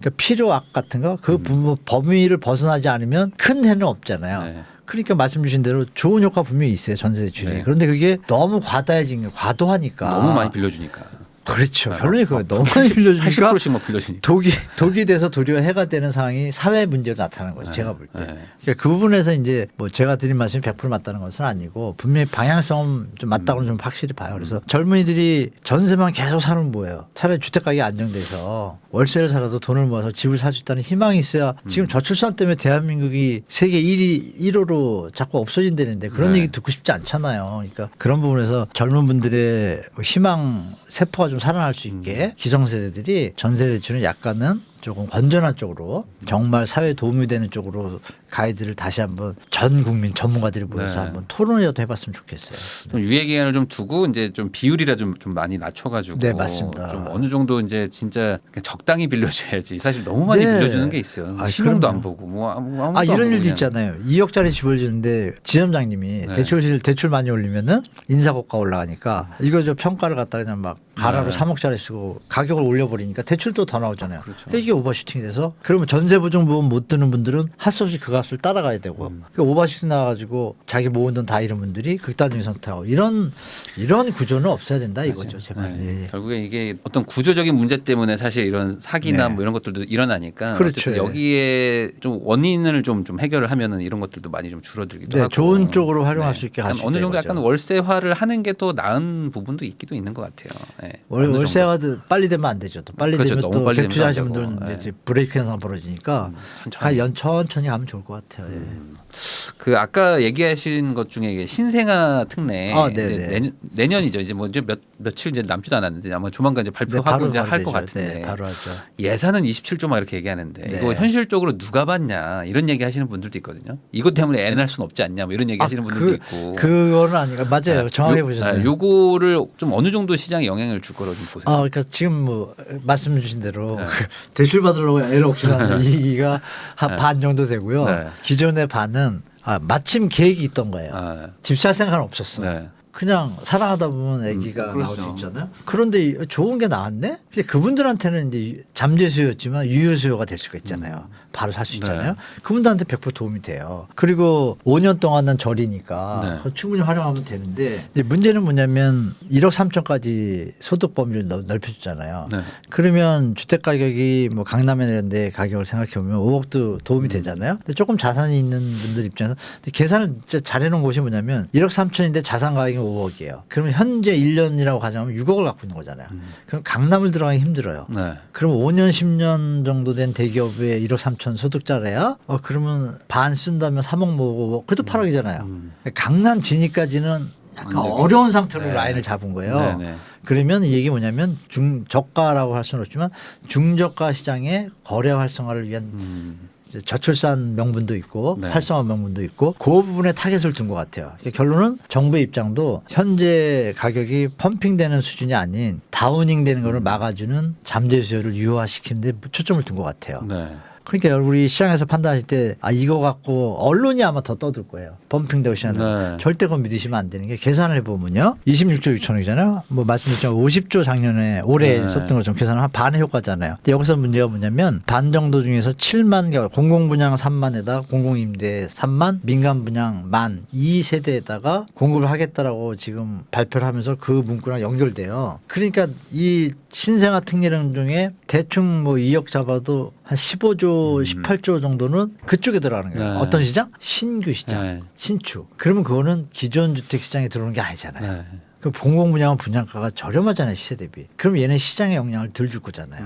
이 부분이 빠진다고 가정을 하면 그러면 잘해야 20조, 한 15조 효과가 기존 시장의 주택 가격 상승 요인으로 작용할 수 있다고 봐요. 그러면 작년이랑 물론 작년에도 50조 중에 뭐 대환대출이나 뭐 이런 쪽으로 빠진 것도 있지만 그럼 그 중에 25조라고 보는 거예요. 그러니까 결론은 10조 정도라고 보면 그러면 한 30-40% 효과구나. 올해. 그럼 올해가 한 9개월 갔잖아요. 네. 그냥 단순 그냥 계산으로 하면 몇 달 정도. 그러면 5달 정도 가겠구나. 그 다음에는 만약에 또 이 신생아 특례론이 소진되고 나면 시장은 약간 또 없잖아요. 또 다른 상품이 뭐 고등학생도 대출할 수는 없잖아요. 네. 모르죠. 또 머리가 좋으니까 또 기가 막힌 또 네. 대출이 나올지 모르지만 그 힘이 시장을 떠받쳐서 전고점을 뚫을 일은 없다라는 건 좀 예측이 되실 거예요. 그죠? 이게 중장기적으로는 하향 국면이 한번 가야 다시 올라가지 지금 여기서 계속 유지하기는 좀 쉽지 않다라는 걸 좀 예측하시고 내년 시장은 분명히 봄에 반짝이고 여름까지 갈 수는 있지만 외부 트리거가 엄다는 존재죠. 외부 트리거가 있으면 좀 빠르겠죠. 단축되고 심리가 네, 죽으니까 그렇게 시장을 보셔야지 뭐 내년에 또 기회야 이래가지고 또 갭 투자 한번 가자. 뭐 왜냐하면 한번 하셔가지고 영끌한테 하신 분들이 또 한번 배팅 들어왔는데 이번 상승기예요. 저평가된 것들. 근데 영끌 2에서 지금 털면서 빠진 분도 있잖아요. 그분들이 신상화 때 장가 뜰 때 또 저평가된 데를 들어갈 거란 말이에요. 연말까지 좀 떨어지잖아요. 네. 그게 좀 반짝 움직이는 시장이 내년 상반기에 좀 있을 수 있다. 그러나 하반기 가면 그 수요까지 소진되고 나면 이제 거의 다 이제 살 사람 다 사지 않았나요? 저는 그렇게 생각해요. 살 사람 웬만큼 다 샀다. 그러면 당분간 수요가 좀 부족하겠다. 공급도 부족하겠지만 3년, 2, 3년 뒤에 2, 3년 뒤에는 공급이 이미 뭐 영끌 1, 2 다 했잖아요. 그럼 수요가 누가 있어요 이제? 뭐 로또 맞은 분, 뭐 이런 분들은 가능했지만 전반적으로 볼 때 좀 약해지잖아요. 그 시기가 올 거라고 보고 시장 대처하는 게 좋을 것 같습니다. 그러면은 지금 내년에는 매매도 약간 어느 정도 좀 하락세로 갈 수 있고 그다음에 전세도 뭐 약간 반짝이지만 결국엔 또 정책의 영향은 좀 제한적이라서 다시 또 약간 추가적인 전세도 하락세로 좀 심리가 정부가 잘 컨트롤하면 천천히 가는데 잘못 컨트롤하면 지금 보면 만약에 정고점을 올라가거나 이런 거 있잖아요. 이거 정말 조심스러운 불꽃놀이죠. 마지막 네. 제가 볼 때는 요번 저기에 조심하시는 게 좋을 것 같고 대표님 말씀대로 상반기에 약간 상방 압력 됐다가 하향화로 정상화 쪽으로 갈 것 같다는 게 제 예측입니다. 예. 출산율이 이제 0.7명도 이제 무너진 상태라고 뭐 지금 막 계속 나오고 있는데 네. 뭐 아무래도 뭐 반등이 뭐 쉽지는 않은 구조일 것 같고 당분간 뭐 또 뭐 네. 특별한 뭐 대단한 무언가가 있지 않으면 그러면 이제 이런 상황으로 계속 간다면 이제 장기적으로는 이제 아이들이 없고 그러면은 이제 청년들이 없다면은 이제 아까 말씀하신 것처럼 수요가 더 줄어드는 거 아니냐. 그러니까 결국에 한국 부동산의 어떤 장기 전망은 되게 좀 안 좋을 수밖에 없지 않나. 뭐 이런 얘기 하시는 것도 많은데 어떻게 생각하십니까? 저는 거스를 수 없는 흐름이라고 봅니다 개인적으로. 네. 근데 그게 정상화해서 끝나야지. 일본 따라가면 이게 정말 힘들잖아요, 전 국민이. 그래서 사전적으로 대비를 해야 되는데, 그러니까 일본의 예를 들면 일본은 인구 감소가 한 2000년도부터 이제 근데 속도가 좀 저희보다 느려요. 느리고 고령화 속도가 우리가 너무 빨라가지고 한 2040년이면 우리가 일본보다 앞서요. 네. 앞서기 그러니까 우리가 더 고령화되기 전에 일본의 상황을 보면 최고점일 때 1990년도 있잖아요. 그때 그 신축 주택수 거기는 분양 맨션 아파트보다는 자가나 이런 것들이 더 물량이 많거든요. 뭐 지진이라는 특성 때문에. 근데 그 최대 물량이 하여간 뭐 자가용 뭐 분양용 맨션용 해가지고 다 합친 게 한 180만 찍었어요. 인구가 우리보다 훨씬 많잖아요. 이러한 3천 가까이 넘죠. 됐잖아요. 네. 2배가 넘죠. 네. 근데 180만을 찍었는데 그게 지금 2022년도 이거는 이제 2022년도 기준으로 한 80만 좀 넘어요. 근데 이 수치가 10년 전 15년 전 수치입니다. 계속 80만. 그러면 네. 꼭지에 180만 대 80만이면 한 40% 되나요? 그 정도 50% 조금 안 네네. 되죠? 그러니까 반 정도 준다는 얘기죠. 그럼 우리도 그건 예측이 되잖아요. 신축 주택수가. 근데 그 친구들은 출산율이 그나마 1이에요. 네. 여기서 이제 우리가 우리보다 많이 높아요. 네, 그래서 거기도 낮지만 우리보다 많이 높아요. 그런 1990년에서 2, 30년 만에 반토막 났다? 네. 그럼 우리 그 과정에 들어가기 시작했잖아요. 그러면 너무 속도가 빠르다 보니까 제가 보니까 이거 너무 빨라가지고 한 10년 뒤는 시장이 우리 시청자분들이 상상도 못한 시장이 올 수도 있다. 그러면 어떻게 해야 되겠어요? 살아남는 데만 살아남고 죽을 땐 더 빨리 죽을 수도 있죠. 표현이 좀 가혹해서 죄송한데 경쟁력이 없는 데가 급격하게 쇠락할 수 있는 거죠. 네. 그러니까 지금 메가시티 뭐 얘기 나오잖아요. 그것도 사실은 장단점이 너무 극명해요. 너무 죽으면 그 어떤 뭐 도시가 있는데 슬럼화되면 관리비나 이런 다 세금을 해야 되잖아요. 네.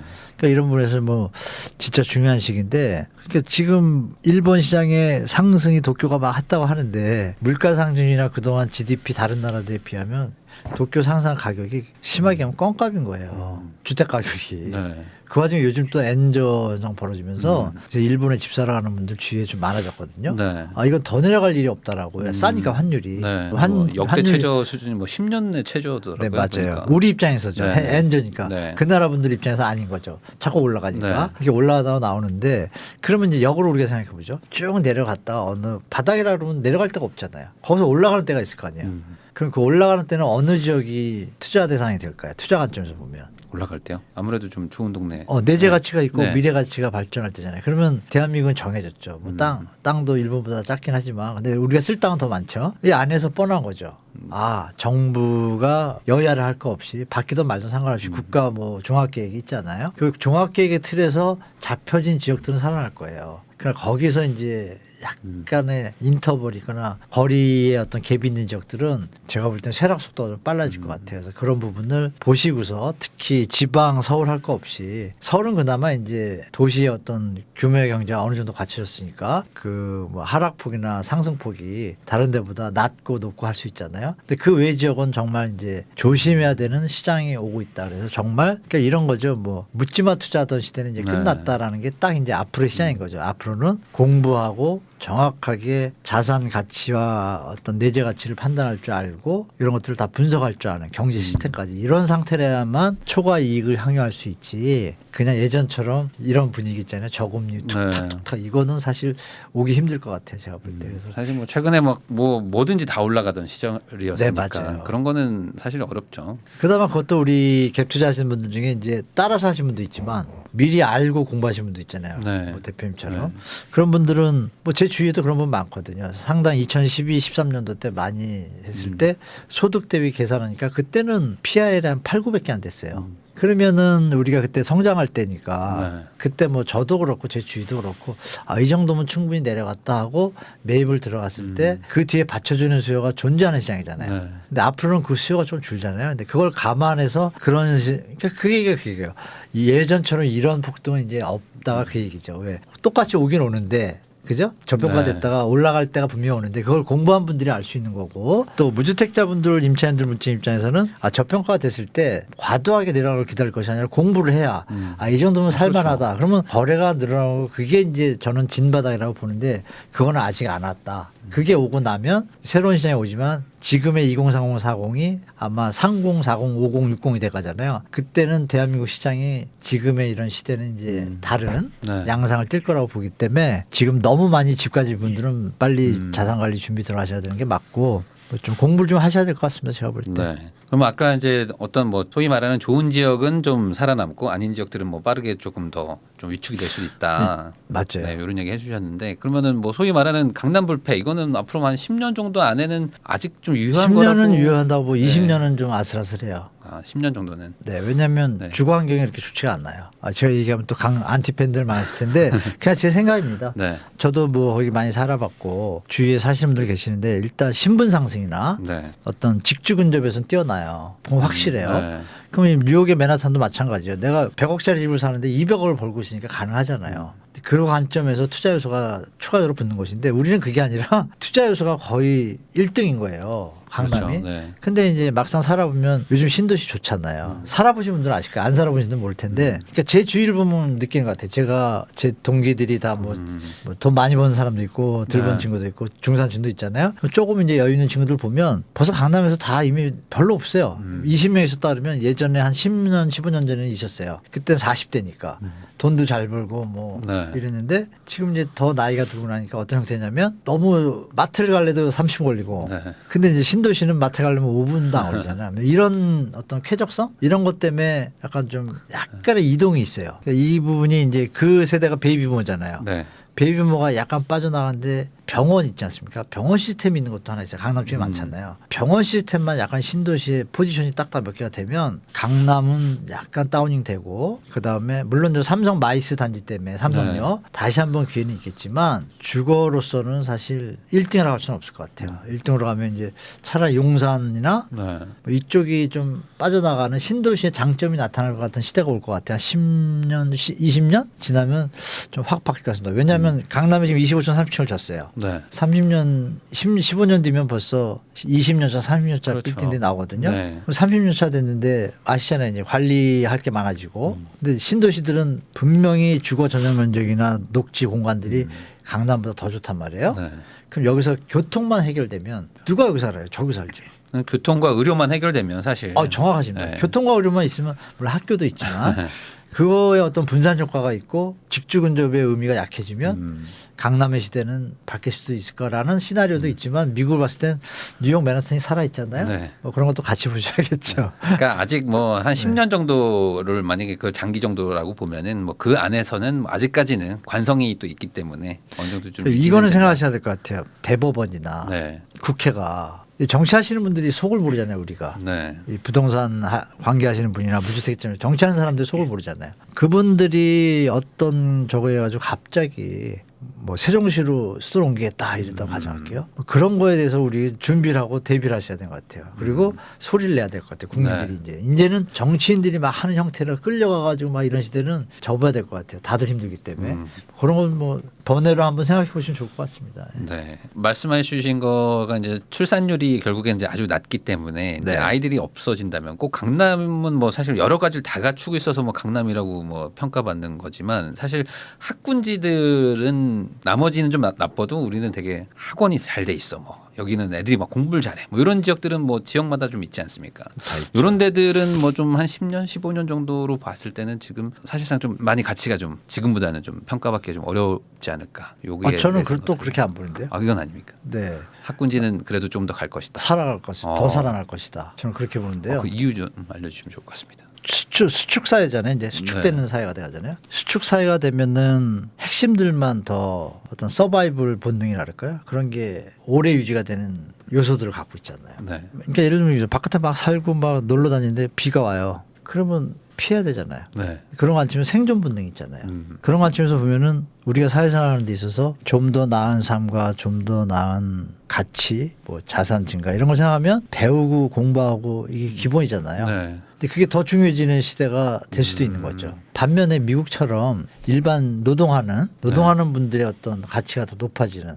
왜냐하면 3D 업종을 싫어하다 보니까 다들 화이트를 가니까 역작용으로 이제 이분들이 희소해지니까 지금 뭐 어떤 분들 제가 보니까 제 아는 친구 하나가 이 나이에 지금 거짓말 같은 사실인데요. 나름 잘 나가던 친구거든요. 근데 이제 퇴직하면 할 게 없잖아요. 뭐 과감하게 그냥 도배 있잖아요. 뭐 연봉이 장난 아니더라고요. 네. 억대 넘었어요. 어. 어떻게 알고 했어요? 그랬더니 자기가 그 관리할 때 이렇게 도배업자분들 오셔가지고 공사를 하면 시스템이 아주 뭐 최첨단화돼 있더는 거예요. 알아서 기계가 다다닥 잘라주고 옛날에 사람이 칼로 잘랐는데 보니까 돈을 많이 받더라는 거예요. 한 번 뚝 해주고 몇 개월 전에 하루에 저렇게 벌어? 근데도 사람이 모자르대. 그러니까 이런 부분도 우리 시청자분들 한번 생각해 보실 그런 사회가 온다라고 하면 말씀드린 그 교육이나 이런 것들이 약간은 좀 감소효과가 있겠지만 그래도 그 역할의 어떤 중요성이나 어떤 그건 우리가 깰 수 없는 거잖아요. 역사적으로. 그러니까 그 부분은 살아갈 것이다. 제가 볼 때. 교육의 어떤 입지가 뛰어나거나 법원 등 어떤 그 권력과 밀착된 이런 것들은 여전히 위세는 유지될 것이다라고 보고 있습니다. 또 그런 얘기 하시는 분들도 있더라고요. 그러니까 어린이를 가르치는 어떤 그런 교육보다는 이제 앞으로 이제 성인이나 뭐 어떤 재취업에 대한 교육 같은 것들도 이제 앞으로 좀 늘어나지 않겠냐. 인구가 이제 고령화가 되니까. 지금 많이 늘어났는데 벌써? 네, 그러니까 그런 걸로 또 다시 그 학군지가 또 새로운 느낌의 어떤 그런 학군지로 계속 또 살아남지 않냐.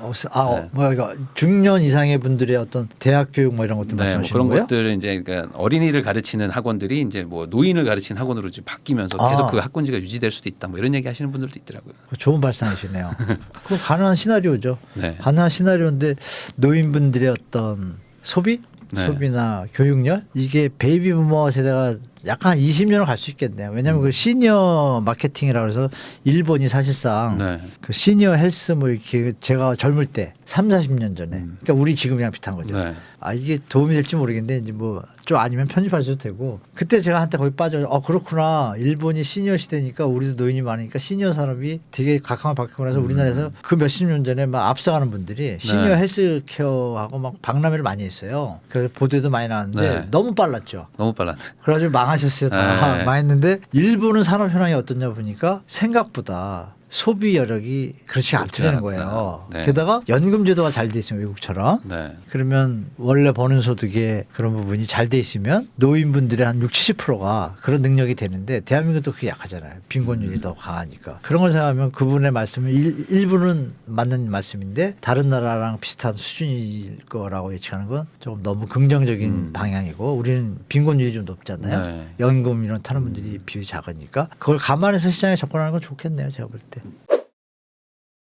저희 채널에는 지금 그 젊은 분들도 좀 많이들 보시고 그리고 이제 뭐 네. 3, 40대인데 이제 내 집 마련해야지 하시는 분들도 좀 아, 보시는데 요 분들의 이제 고민이 두 개인 것 같아요. 그러니까 내가 어느 정도 돈을 모으면 그때부터 이제 좀 유의미하게 내가 좀 집을 알아보러 가도 되는지 예를 들어 막 3천만 원 있는데 집 살려고 하시는 분도 있고 1억, 3억 진짜로요? 있는데 이 사람마다 다 다르죠. 뭐 아, 지금. 네, 그럴 수도 있겠죠. 예. 그러다 보니까 뭐 대출 많이 받아서 살까 뭐 이런 분들도 있다 보니까 그 어느 정도 현실적으로 한 이 정도까지는 그냥 우선 좀 돈을 모아야지 그래야지 좀 이렇게 집을 사는 게 좀 가능하다. 어떤 뭐 그런 기준 같은 거 좀 있을까요? 저는 개인적으로 어느 집을 사냐가 중요한 것 같아요. 지금 뭐 지방에 네. 좋은 도시를 가면 1억, 2억짜리 아파트 25평짜리 좋은 그 전철역 바로 앞인데 많아요. 그러니까 그 기준에서 보면은 그쪽 분들한테서는 3천, 4천이 있어도 충분히 네. 주택 사는데 큰 무리가 없죠. 네. 그러나 이제 수도권이나 뭐 광역시급 이렇게 넘어오면 약간 가격이 높아지잖아요. 그렇죠. 높아졌을 경우에는 이제 1억 뭐 이런 개념은 사실 시장에서 안 먹히죠. 다만 갭 투자용으로는 가능하죠. 그래서 투자자 입장에서 제가 드릴 말씀은 뭐냐면 절대 무리한 투자해가지고요. 성공하는 확률보다요. 공격적이지만 자산 관리 차원에서 투자하는 분들이 성공 확률이 확실히 높더라고요.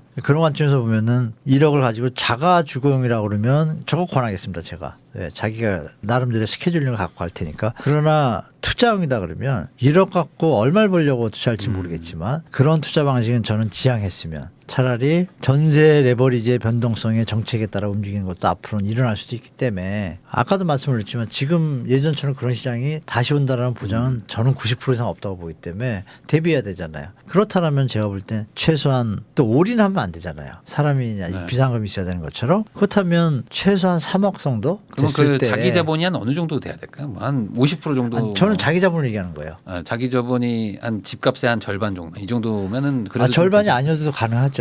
왜냐하면 정책 자금이 여러분들이 판단하실 게 정책 자금을 또 무시하시면 안 됩니다. 정부 정책 자금이 우리가 낸 세금으로 항상 주거 안정을 위해 가지고 제가 알기로는 평년 보통 30조에서 50조 계속 투입이 돼요.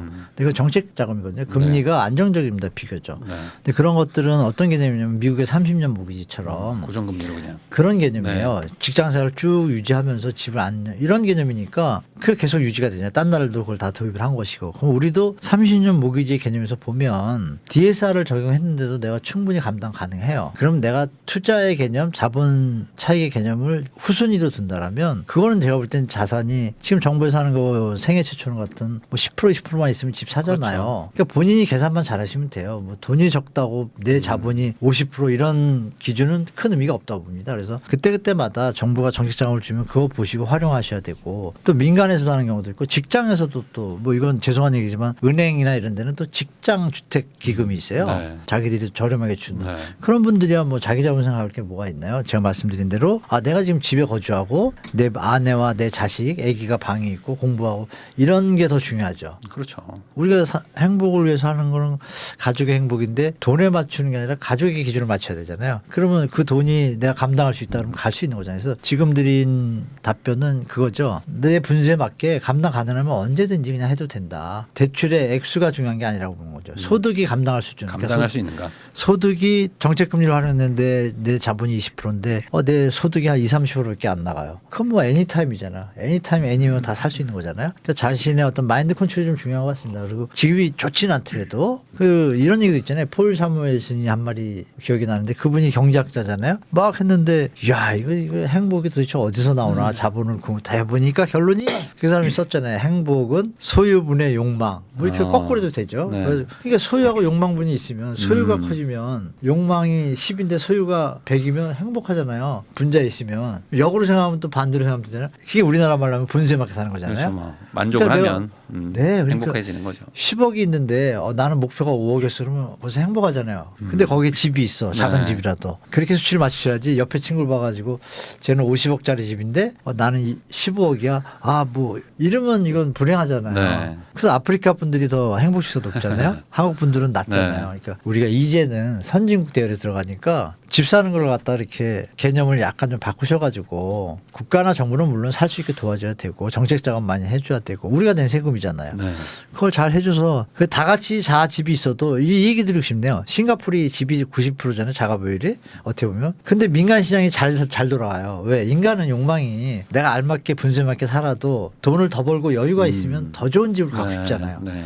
나라에서 100% 집을 주는데도 민간 시장이 있어요. 잘 집값이 올라가고 있어요. 네. 그럼 그 포커스에 맞춘다라면 우리가 다 집을 갖고 우리끼리 막 이렇게 뭐랄까 제로섬 게임 이런 거 말고 다 잘 살아도 또 좋은 시장이 나오잖아요. 네. 더 좋은 제품이면서 네. 핸드폰도 마찬가지잖아요. 핸드폰 많은데 더 좋은 게 나왔는데 싸. 돈 있으면 사잖아요. 뭐 이런 어떤 건전한 경제 시스템으로 우리가 좀 방향성을 틀면 말씀 주신 얼마가 있어야 집을 사야죠 이렇게 좀 약간 강박관념 여기서 좀 탈피하시면 제가 볼 땐 좀 좋을 것 같습니다. 예를 들어 집값이 10억인데 내가 2억짜리 사는데 차를 1억짜리 몰아. 난 이게 행복 지수가 더 좋아. 이럴 수도 있잖아요. 요즘 좀 다양한 시대니까 너무 이렇게 집에 올인하거나 이런 마인드만 조금 조정하시면 제가 볼 땐 저는 애니타임 애니어다. 다만 비쌀 때는 피하자. 조정할 때 살아. 뭐 이렇게 뭐 정리해 드리겠습니다. 네, 결국 감당할 수 있느냐가 핵심인 것 같고 네, 맞습니다. 감당할 네. 수 있느냐의 기준은 결국엔 자기가 어떤 삶을 살고 싶으냐 이거에 네. 따라서 또 정해지는 거 아닌가. 네, 저는 그런 생각이 생각이 듭니다. 또 드네요. 네, 이렇게 이제 제가 말씀드렸는데 중요한 것은 우리가 기본에 충실해야 되니까요. 만약에 주택을 사실 때 이런 걸 배제하고 기본적인 원칙을 말씀드리면 자기 소득의 네. 대출 원리금 상환액이 40% 이상 넘으면 절대 안 되고요. 30% 이상이 제일 안정적이라고 좀 말씀드리겠습니다. 네. 주택 가격 뭘 사시든 간에 네.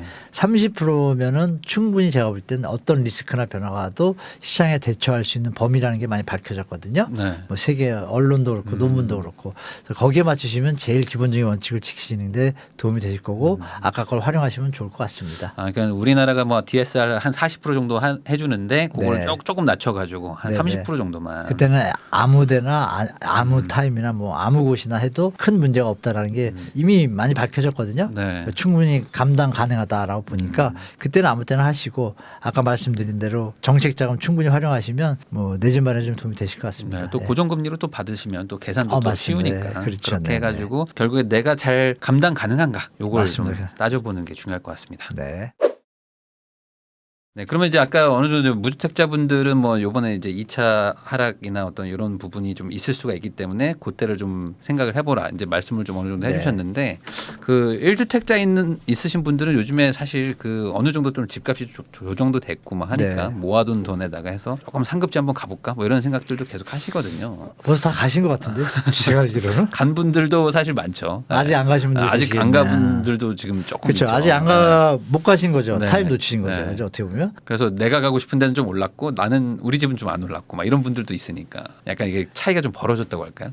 맞아요. 이런 분들이 조금 요즘에 좀 속도 상하고 어떻게 해야 되지 막 하시는 분들이 있어가지고 그러니까 집이 오를 때 내 집만 오르니까 남의 집도 오르니까 그 타임을 잘 보셔야 되는데 용기가 필요하다고 봐요. 아마 올 봄에 작년에 많이 떨어졌을 때 제가 이제 현장에서 들은 얘기인데 이제 저 대출해 주시는 분들 있잖아요. 본부장님이 네. 말씀 주시는데 갈아타기 하시는 분들 대출이 너무 많다는 거예요. 강남에 특히 네. 마용성하고요. 네. 그분들이 작년 연말에 1차 바닥을 찍었죠. 제 기준은 네네. 1차 바닥이거든요. 1차 바닥 찍었을 때 그분들은 용기를 내서 빨리 움직인 거죠. 계산 빨리 하고 공부해서. 근데 그 다음에 따라가려신 분들은 이제 이게 아이러니하게 바뀌었단 말이에요. 네. 이게 패턴이 어떻게 보면 역마진이죠. 주식시장으로 말하면 그런 개념이 나오니까 좀 혼동스러우실 거예요. 그러면 간단하죠. 지금 이제 연말까지 좀 힘든 시간이 되니까 그때 맞추셔가지고 시나리오를 두 개 정하셔서 내년에 시나리오가 강남 강북의 패턴을 보고 강남이 입주 물량이 많으니까 좀 하방이 더 있을 거 아니에요. 근데 본인이 계신 동네가 입주 물량이 적어요. 그럼 올라갈 가능성이 있잖아요. 그걸 딱 두 개 놓고 그러면 거꾸로 비슷할 때 그리고 여길 때 하면 답 그냥 나오지 않나요? 그럼 거기서 갭이 제일 줄 때가 나오잖아요. 근데 도리어 우리 동네는 입주 물량이 되게 많고 저기는 없어. 가고 싶은데. 네. 이건 일단은 홀딩해야죠. 그렇죠. 갭이 벌어지니까. 네. 뭐 그렇게 간단하게 결정하셔야지 계속 들여다보면 시간만 가지 않을까. 저는 그렇게 판단되네요. 네. 그냥 시나리오 딱 두시고 현장 내가 사는 동네 갈 동네 딱 입주 물량 시세 변화 체크하시면 여기 답이 그냥 나올 것 같은데. 네. 예. 그리고 우선 좀 내놓고 우리 집을 누가 사겠다는 사람이 있는지도 한번 확인해 볼 필요도 있는 것 같아요. 어우, 네. 저 저울 중요하죠. 나가고 싶어도 이게 안 팔리면 사실 또 뭐 선택이 안 되는 거니까. 그리고 또 그 얘기 하시니까 생각나는데 지금 갈아타기를 들어오셨잖아요. 봄에. 올 네. 봄에 이제 용기 있게 되신 분들이 그래도 빨리 움직여가지고 원래 있던 집들이 이제 상승인데 조금 저렴해서 터신 분들이 계세요. 네. 근데 털지 못한 분들이 지금 많이 고민스러운가 봐요. 근데 제가 볼 때는 이익만 생각하지 마시고 들어오셨을 때는 어떤 주거나 뭐 미래 뭐 다 함께 보셨을 거 아니에요? 너무 이 집을 갖다가 홀딩하다가 시장이 어떻게 될지 모르잖아요. 네. 물론 제일 좋은 타임은 내년 상반기라고 봐요. 만약에 지금까지 안 팔리셔가지고 힘든다. 그럼 내년 상반기가 약간 상승인데 그때 못 팔면 어떻게 될지에 대한 시나리오를 대비하셔야 될 것 같아요. 그러면 양도세 비과세에서 그렇죠. 넘는지 안 넘는지 네네. 이거 냉정히 판단하셔가지고 아슬아슬하면 과감하게 욕심 줄이시는 게 아까 말씀드렸잖아요. 욕망을 줄이면 행복이 올라간다고. 그렇죠. 근데 그거 활용하시면 좀 좋을 것 같습니다. 예. 맞습니다. 내가 끝까지 다 먹으려고 하면 사실 아무것도 맞아요. 안 되는 거죠. 정답입니다. 네. 그러면 마지막으로 또 이게 부동산이라는 게 뭐 가지고 계신 분들은 뭐 빠질까봐 걱정이시고 또 이제 사고 싶으신 분들은 또 오를까봐 걱정이시고 그러니까 항상 올라도 걱정 내려도 걱정인 것 같은데 네. 그래도 어쨌든 부동산이라는 거 뭐 내 집 마련이라는 거 어쨌든 다들 참여는 할 수밖에 없는 뭐 이런 시장이다 보니까 이런 그 우리 시청자분들한테 이 부동산 시장을 좀 어떻게 바라보면 좋을까 뭐 마지막으로 한번 조언해 주시면 좋을 것 같습니다. 우리가 인간으로 태어나서 자본주의 시대에 지금 살고 있잖아요. 근데 자본주의 시대의 어떤 흠결들이 요즘 나타나고 있고 위기 뭐 이런 게 나오고 있고 우리 살고 있으니까 최선을 다해서 뭐 갭 투자, 갭 투기 뭐 떠나서 어떤 자본에 대한 증식에 대한 욕구가 다 있지 않습니까? 그거에 어떤 한 일로를 하였는데 그것이 사회에 어떤 많은 문제를 일으키다 보니까 좀 지탄의 대상이 되기도 하지만 또 무주택자 입장에서는 내가 저때 샀어야 되는데 못 샀다 그러면 또 박탈감도 느끼겠지만 이게 다 우리가 사는 자본주의 때문에 생긴 거거든요. 그러니까 이런 부분에서 여러분들 드릴 말씀은 자본주의 살고 있는데 그러면 왜 살고 있고 나의 목표는 뭔가 한번 생각해 보면 삶을 행복하고 가치 있게 살고 싶은 게 답이잖아요. 네. 그러면 행복해야 되는데 부동산에 대해서 너무 고민하다 보니까 정말 제가 슬픈 일인데 못 사서 이혼한 부부도 봤고 무리하게 사서 이혼한 부부도 봤어요. 네. 그러면 무리하게 사서 못 살게 사던 목표가 이혼이었나요? 아니잖아요. 둘이 잘 살려고 같이 한 건데 그렇죠. 그런 아주 안 좋은 결과를 빚는다는 게 너무 안타까운 분들이 얼마나 계실지 모르지만 제가 가끔 접해요. 네. 너무 슬픈 일이란 말이에요. 그러니까 제가 드릴 말씀은 그거죠. 내가 무리를 해서 사던 무리해서 못 사던 상의를 해야 된다 가족하고 가족이 행복하려고 우리가 부동산에 접근을 하는 것인데 가족을 무시하고 독단적으로 하거나 이랬을 때는 약간의 문제가 발생하는 걸 제가 봤기 때문에 우리 시청자분들한테 드릴 말씀은 건강하고 행복하고 이렇게 하기 위해서 살고 있잖아요. 그 기준을 항상 잊지 마시고 부동산 투자를 올인을 하던 조금 하던 뭐 하던 행복해야지 가족이라는 이유를 네. 자꾸 생각하시면 욕심이 저절로 줄면 행복지수가 올라가잖아요. 그러면 판단도 뭐 오류적인 판단을 덜 하게 되잖아요. 뭐 네. 그런 식으로 시장에 접근하시면 삶도 좀 나아지시고 또 건강에도 도움이 되시니까 네. 그런 우리 인간의 근본 이걸 좀 잘 챙기시면 좋겠다라는 말씀드리겠습니다. 네, 결국에 이게 행복하자고 다 이렇게 하는 거고 네, 다 맞습니다. 모든 건 다 수단일 뿐인데 맞죠. 이거가 어느 순간 이제 목적이 되고 이제 어느 순간 네. 그게 이제 집착이 되면서 그렇죠. 정말 본질적인 걸 또 잃는 분들도 맞습니다. 많고 네. 그래서 이런 것들을 다시 한번 좀 생각해 보자. 이렇게 교수님이 좀 말씀해 주신 것 같습니다. 오늘은 부동산 전문가이신 한문도 교수님 모시고 한국 부동산의 전망과 그리고 우리는 또 어떤 선택들을 해야 될지 어떻게 대비할지에 대한 이야기를 나눠봤습니다. 다시 한번 시청해 주신 여러분께 감사하다는 말씀 전하면서 저도 교수님과 인사 나누도록 하겠습니다. 교수님 오늘 고생 많으셨습니다. 감사합니다.